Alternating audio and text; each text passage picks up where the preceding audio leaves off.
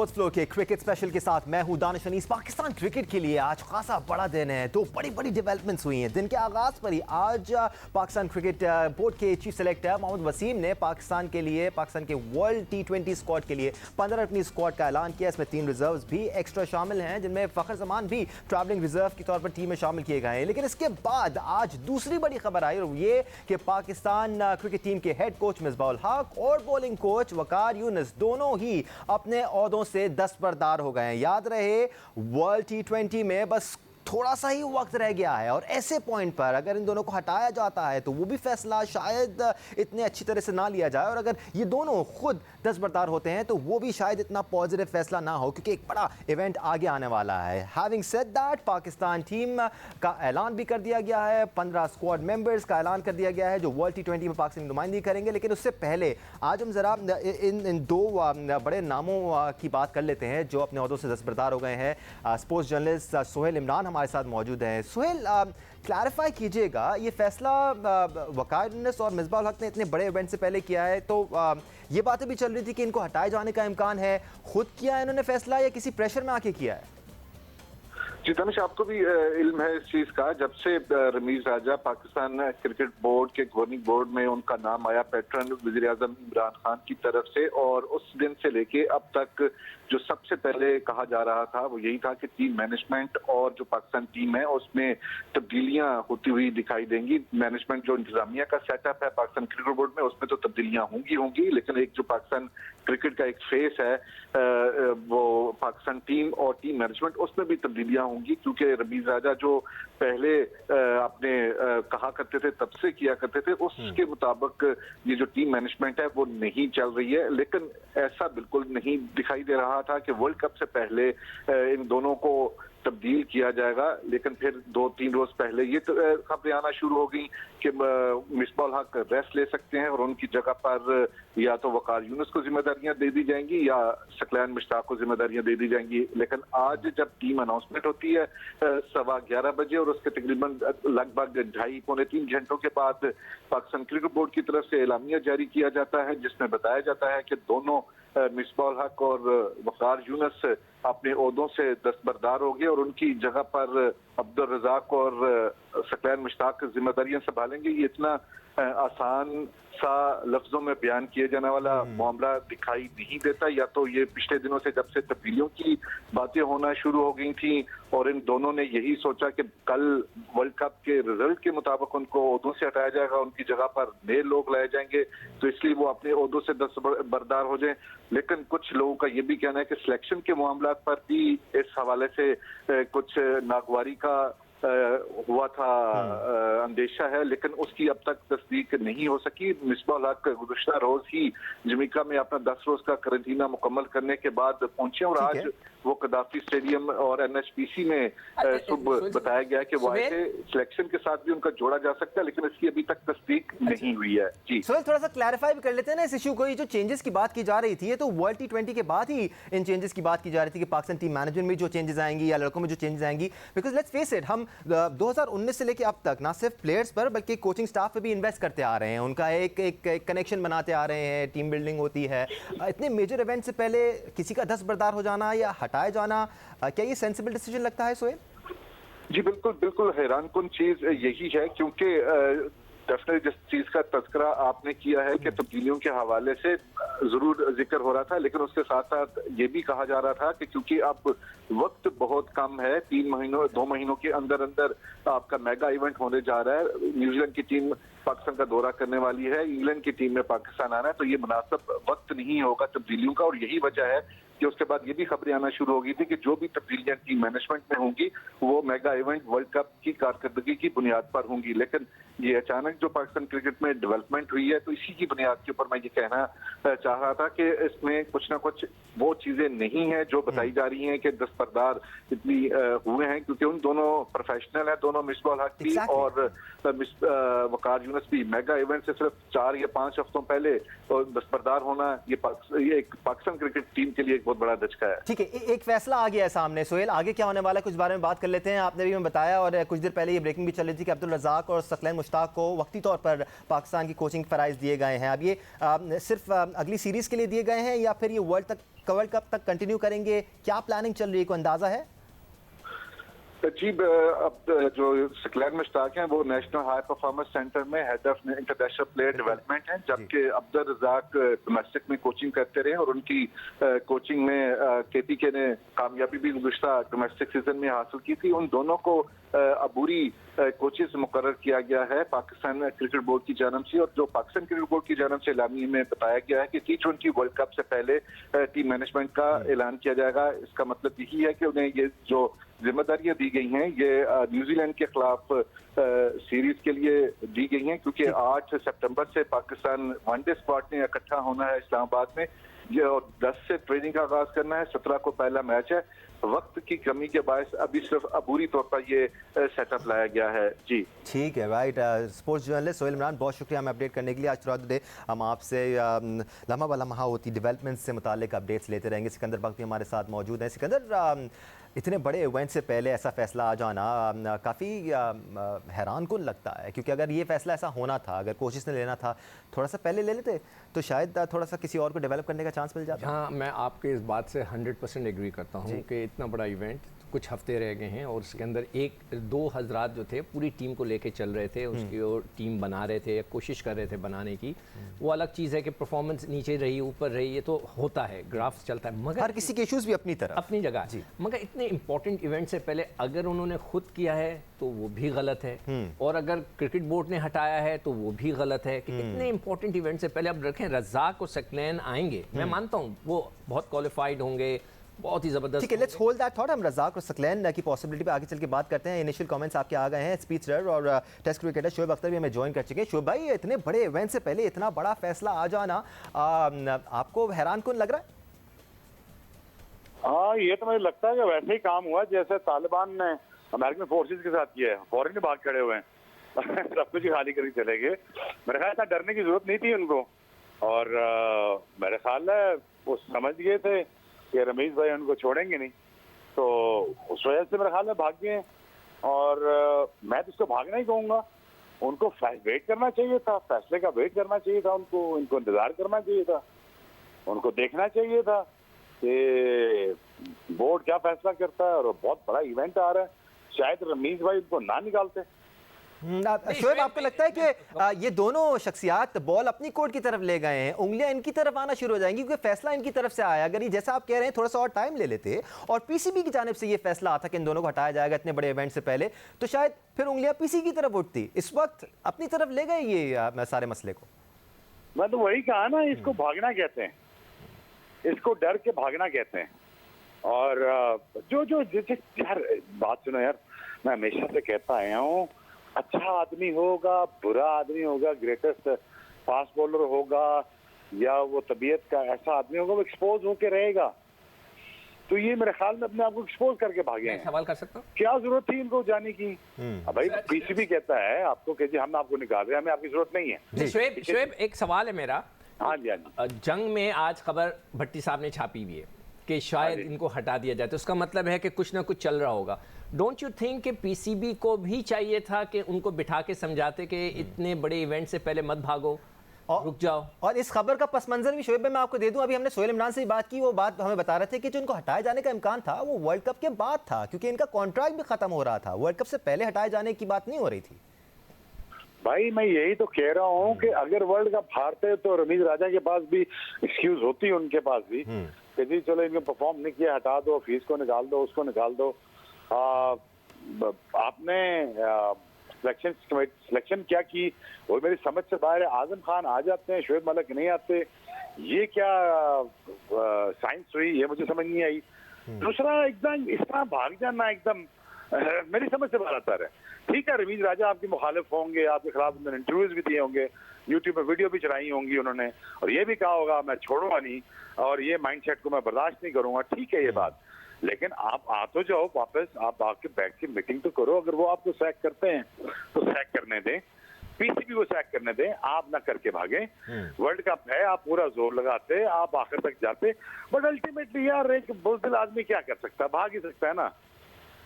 ठीक है शोएब भाई, हम आपसे टीम से मुतालिक भी जानेंगे। आज 15 का स्क्वाड अनाउंस हुआ है, हम जरा आलिया रशीद को भी शामिल गुफ्तगू कर लेते हैं और उनके तासुरात शामिल कर लेते हैं। Alia, thank you for joining us. बहुत बड़ा फैसला आ गया आलिया, ये मिसबा और यूनुस की जानिब से, वकार की जानिब से, आई बेग योर पार्डन, क्योंकि वर्ल्ड कप से पहले हम इतना बड़ा फैसला एक्सपेक्ट नहीं कर रहे थे।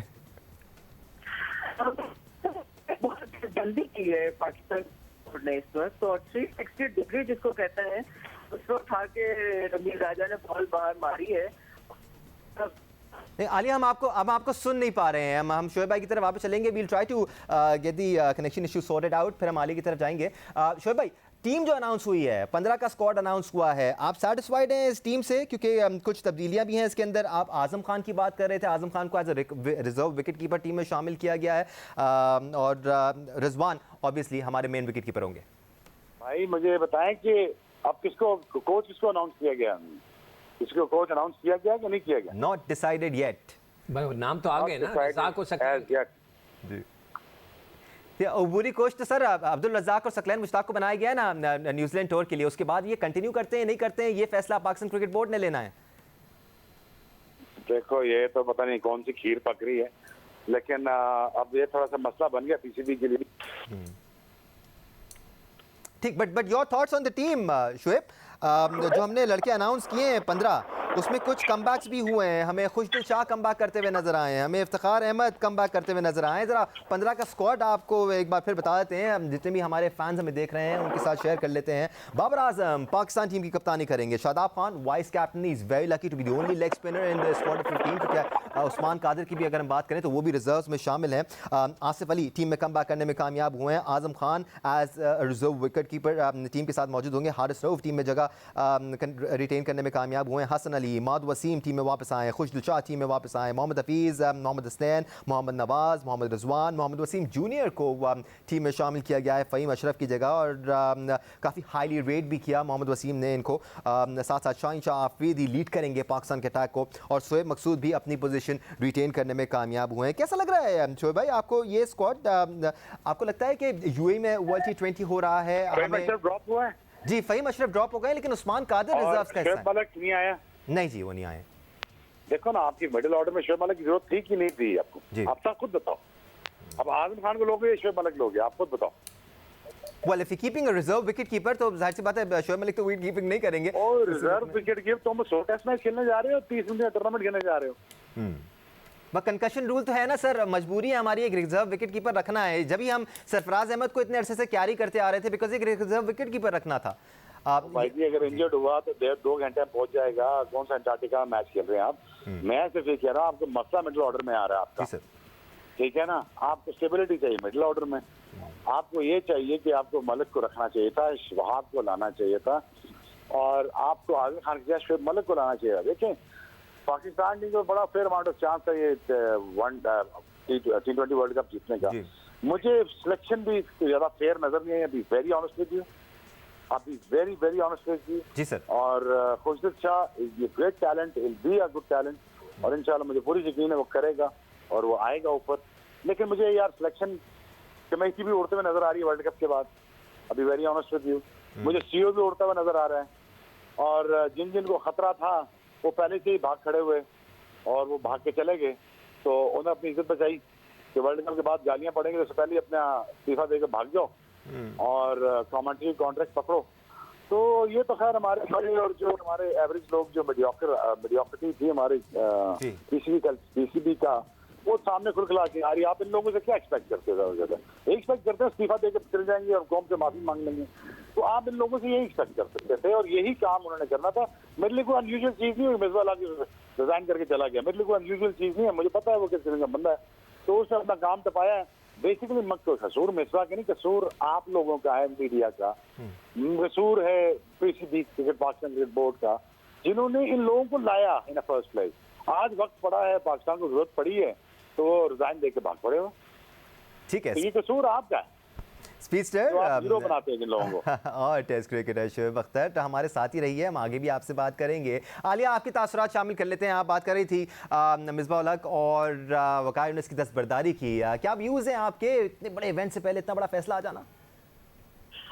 दानिश, मेरा ख्याल है कोई बहुत दानिशमंदाना फैसला नहीं है ये। इसलिए कि इसके असरात होते हैं। बहरहाल 2 कोचेज आपके साथ चल रहे हैं और 360 डिग्री रमीज राजा ने आके जो है वो ग्राउंड से बाहर छक्का मारने की कोशिश की है, क्योंकि वो आपको साफ नजर आ रहा है सिलेक्शन में भी, और जिस तरह से ये दोनों हजरात हटाए गए हैं, डेफिनेटली इन्होंने रिजाइन नहीं किया है। आलिया, आप कह रही हैं हटाए गए हैं, रिजाइन खुद से नहीं किया है? जाहिर है मैं अपनी इतलात के मुताबिक और अपने तजुर्बे से बात कर रही हूँ। और दूसरी बात यह है कि जिस तरह से मिकी आर्थर को आनन फानन हमने अंधाधुंध आके हटाया था, उसी तरह हमने वही कहानी रिपीट करने की कोशिश की है। ये जो जंक्शन है, ये जो टाइम है जहाँ पे वर्ल्ड कप है, वहाँ पे किसी सूरत ये बात मुनासिब नहीं थी कि आप ऐसे 2 कोचेस को जो कि 3 साल से आपके साथ चल रहे हैं, उनको इस स्टेज पे हटाना मुनासिब नहीं था। बाद में आप जरूर हटा देते, वो यकीनी तौर पे हटना ही था उन्होंने। लेकिन एक तो ये कि अगर आप पीछे रिकॉर्ड देखें तो भी वो उनका कोई इतना बुरा नहीं है। पाकिस्तान टीम अभी वेस्ट इंडीज से भी खेल के आई है, साउथ अफ्रीका से भी जीत के आई है। मगर बहरहाल जो भी है वो मैनेजमेंट की जो इस वक्त क्रिकेट बोर्ड की मैनेजमेंट की जो ख्वाहिश है उसके मुताबिक उन्होंने जो भी फैसला किया है। लेकिन ज्यादा कंसर्न दानिश मुझे जो है वो टीम सिलेक्शन पे है, क्योंकि जितने हमारे फेलियर टुल्ले थे उनको हमने सबको इकट्ठा let's hold that thought. Alia, काफी टाइम रखा है हमने टीम सिलेक्शन पे बात करने के लिए। Let's not forget world T20 की टीम सिलेक्शन की हम बात कर रहे हैं। साल साल इंतजार होता है इतने मेगा इवेंट का। बट सिकंदर, आपकी क्या तासरात हैं जो बात हो रही है कि उनको हटाया गया है, वो खुद से दस्तबरदार नहीं हुए हैं? At this point in time अगर आप हेड कोच होते टीम के और आपको हटाया जाता या आपको कहा जाता कि आप दस्तबरदार हो जाएं, तो क्या आप खुद से हो जाते? इसका जवाब मैं आपसे ब्रेक के बाद लूँगा। बड़ी खबरों पर डिस्कशन जारी है स्पोर्ट्स फ्लोर में। बात हो रही है सिकंदर बख्तार रशीद और अब हमें ज्वाइन कर चुके हैं senior sports journalist Abdul Majid Bhatti. Bhatti साहब, ये खबर तो अब से कुछ देर पहले मंजर आम पर आई ना कि वकार यूनुस और मिसबाह उल हक अपने अपने ओहदों से दस्तबरदार हो गए हैं, लेकिन आज सुबह के जंग अखबार में आपकी हेडलाइन थी कि इन दोनों को हटाए जाने का इम्कान है। ज़रा बैकग्राउंड बताइएगा इस पूरी स्टोरी का। क्या वर्ल्ड कप से पहले हटाए जाने का इम्कान था, वर्ल्ड कप के बाद हटाए जाने का इम्कान था, हटाया गया है, खुद दस्तबरदार हुए हैं, हुआ क्या है? देखिए दानिश, रमीज राजा के अगर आप पुराने इंटरव्यूज उठाएं तो वो खुलकर मिसबाह उल हक से जो कोचिंग का जो स्टाइल है उसको क्रिटिसाइज करते रहे हैं। और जो मुझे खबर मिली थी जिसकी बेस पर मैंने ये आज खबर दी, इंग्लैंड के कोच पीटर मोर्स, वो 2 बार इंग्लैंड के कोच रह चुके हैं और 2015 में वर्ल्ड कप के बाद उनको कोचिंग से हटाया गया था। तो पीसीबी के लोग पीटर मोर्स के साथ नेगोशिएशन में थे। मेरे ख्याल में मिसबाह उल हक चूंकि पाकिस्तान टीम के साथ मुंसलिक है, लिहाजा उनको जब ये इत्तला मिली कि पाकिस्तान क्रिकेट बोर्ड जो है कुछ और लोगों को नेगोशिएट उनसे कर रहा है और मिसबाह उल हक को हटाने के बारे में गौर कर रहा है, तो मिसबाह उल हक ने खुद ये जिम्मेदारियां छोड़ने का फैसला किया। फिर क्योंकि वकार यूनुस को भी मिसबाह उल हक अपने साथ लेकर आए थे, लिहाजा वकार यूनुस ने भी उसूली मौके इख्तियार किया और उन्होंने भी रिजाइन कर दिया। यूनुस खान जो इस टीम के साथ आए थे वो पहले चले गए। अब शाहिद असलम या जो फील्डिंग कोच है अब्दुल मजीद या यासिर मलिक जो ट्रेनर है, उनकी इतनी इंपॉर्टेंस नहीं है। लेकिन मेरे ख्याल में नहीं, बट भट्टी साहब, अगर हम पाकिस्तान क्रिकेट के लार्जर इंटरेस्ट में सोचें तो किसी बड़े इवेंट से पहले 2 बड़े लोगों का अपने ओहदों को छोड़ देना जस्टिफाई तो नहीं किया जा सकता। नहीं, बिल्कुल जस्टिफाई नहीं किया जा सकता। लेकिन जिस तरह Ramiz Raja as a former captain Misbah ul Haq को क्रिटिसाइज कर रहे थे, मेरे ख्याल में उनका उसूली मौक़िफ़ दुरुस्त है कि अब आप मेरे बारे में पब्लिकली। भट्टी साहब, आप भी सोशली बहुत एक्टिव रहते हैं। गुज़िश्ता दिनों जब रमीज राजा को चेयरमैन बनाया गया, उसके बाद उनका एक कमेंट भी आया कि अभी तक मैं गिविंग एंड पे था, मैं टेकिंग एंड पे होऊंगा, यानी कि इससे पहले तक मैं एनालाइज करता था चीज़ों को, अब मैं डिफरेंट अंदाज से चीज़ों को सोचूंगा। तो वो जो रमीज राजा जिनकी आप बात कर रहे हैं वो एनालिस्ट थे, अब वो पीसीबी के चेयरमैन हैं। तो ये तो नाइंसाफी है ना अगर हम ये सोचेंगे कि यार एज एन एनालिस्ट वो कहते थे ये, अब तो एज ए चेयरमैन भी वो ये करेंगे आगे जाके जब वो बनेंगे चेयरमैन। देखो दानिश, रमीज राजा का अगर आप पास का भी ट्रैक रिकॉर्ड देखें ना, 2004 में जब वो चीफ एग्जीक्यूटिव ऑफिसर थे पीसीबी के, उनको जाने दिया था 62 कोच थे पाकिस्तान क्रिकेट टीम। लेकिन रमीज राजा ने जावेद मियांदाद को हटाया और बॉब वुलमर को पाकिस्तान टीम का हेड कोच बनाया। तो रमीज राजा का फॉरेन कोचेस के बारे में जो स्टांस माजी में रहा है, ठीक है, वो as a former captain criticise करते थे और एज ए एनालिस्ट इन बातों को मीडिया के ऊपर लेकर आते थे। लेकिन लेकिन उनका जो माजी में वो साफ रहा है, वो जिस तरह हार्डलाइनर रहे हैं पाकिस्तानी कोचेस के बारे में, खास तौर पर ठीक है, रिजवान के बारे में। Right, time to move on. वक्त थोड़ा सा मुख्तसर है हमारे पास, काफ़ी टाइम दिया हमने इस स्टोरी को। आज की एक और बड़ी स्टोरी जिस पर बात करनी बहुत ज़रूरी है। आलिया रशीद आपकी तरफ आएंगे। पाकिस्तान के 15 के स्क्वाड की बात कर लेते हैं, 3 ट्रैवलिंग रिजर्व्स भी हैं। आपके इनिशियल थॉट्स आलिया इस 15 के स्क्वाड पर? आप पहले थोड़ा सा बात करना चाह रही थी कि काफ़ी सारे लोगों ने कम बैक किया और आपकी समझ में नहीं आ रहा था कैसे कम बैक हो गया। आपकी ओवरऑल व्यूज़ आज की टीम पर? नहीं, मैंने तो भाई साफ बात है, मैंने तो ट्वीट भी की है और मैं उसको रिपीट करूंगी कि जितने फेल्ड टुल्ले हैं उन सबको हमने पाकिस्तान टीम में डाल लिया है। जिनका हम एक को भी डालते हुए डरते थे कि यार इसको सेंस नहीं है, ये अपना माइंड अप्लाई नहीं करता है, इसको गेम अवेयरनेस नहीं है, तो हमने सबके सबको डाल लिया है। क्योंकि हमें हिटर्स जो हैं, बड़े हिटर्स जो हैं, उनकी ज़रूरत है। ठीक है, इसमें कोई हर्ज नहीं है, लेकिन आपको थोड़ा ये भी तो देखना है कि एक सेंसिबल तरीके से कोई खेलने वाला जो कि ऑलरेडी आपका लोअर ऑर्डर और मिडिल ऑर्डर जो है वो कामयाब नहीं है। वेरी क्विकली आलिया, सपोर्टिंग आर्ग्यूमेंट्स दे देते हैं थोड़े से। आप जो बात कर रही हैं इफ्तिखार अहमद की, अब तक जितने मैचेस खेले क्या परफॉर्मेंस है? खुशदिल शाह की क्या परफॉर्मेंस है? देखिए, मैं अगर आप मुझे 2 मिनट दे दीजिए तो मैं आपसे बात बताऊं कि फखर जो हैं जिनको हमने एक्स्ट्राज में रखा है, उनकी 47 की एवरेज है 3 मैचेस में साउथ अफ्रीका के खिलाफ। ठीक है, शोएब मकसूद की 15 की एवरेज है इंग्लैंड के खिलाफ और वेस्ट इंडीज के खिलाफ 5 की एवरेज है, आजम की 6 की एवरेज है, खुशदिल की 13 की एवरेज है, जो वो पाकिस्तान में खेले हैं साउथ अफ्रीका के खिलाफ। तो ये तो आप भूल जाइए और छोड़ दीजिए इस बहस को कि किस बेस पे खेला है, क्योंकि T20 में आप 2021 में किसी की भी परफॉर्मेंस आपको इंक्लूडिंग हफीज अच्छी नजर नहीं आती। अब आपने टीम सिलेक्ट करनी है वर्ल्ड कप के लिए।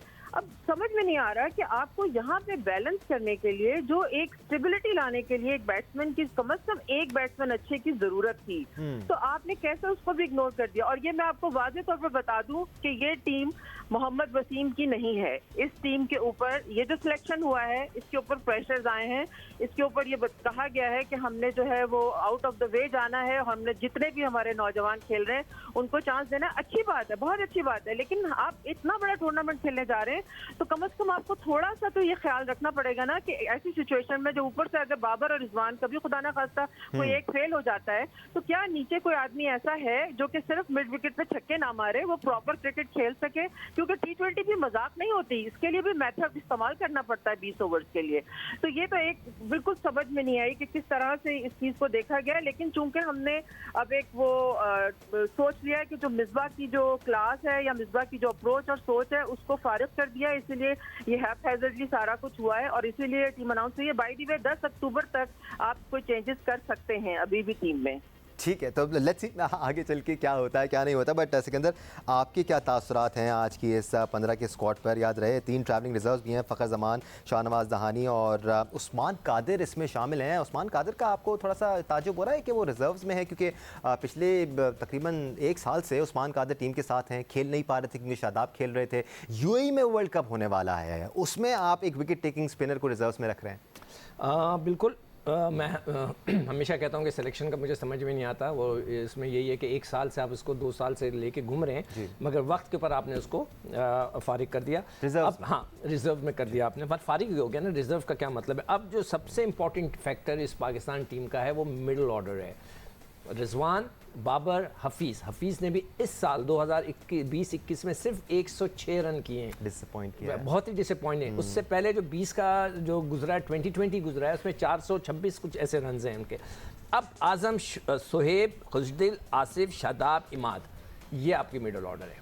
अगर ये चलेगी तो आप रन्स करेंगे। अगर ऊपर से खुदा ना करे कोई फेल हो जाता है इन 3 लड़कों में से, ख़ास तौर पे बाबर और रिजवान में से, तो फिर आप इन पे डिपेंड कर रहे होंगे क्या इनमें इतना पोटेंशियल है जो अभी तक इन्होंने कम्प्लीटली फेलियर्स हैं, क्या ये टीम को लेके चल सकेंगे? शोएब मकसूद की सिलेक्शन भी सिकू भाई काफ़ी बड़ा सवाल निशान है, क्योंकि जो अभी हमने उनको मैचेस दिए वो जिस तरह अच्छे लग रहे थे, वी नॉट सेइंग कि वो अच्छे नहीं लग रहे थे, लेकिन 20-25 रन बनाकर अगर एक लड़का बहुत ही रैश शॉट खेल के आउट हो जाता है तो उसका मतलब उसको जिम्मेदारी का एहसास नहीं है। और जो बहुत ही इंपॉर्टेंट फैक्टर, ये तो मैं बॉलिंग के ऊपर भी जरूर बोलना चाहूँगा कि देखें दुबई की जो पिचेस हैं, स्पिनर्स का एक्ट होता है उधर।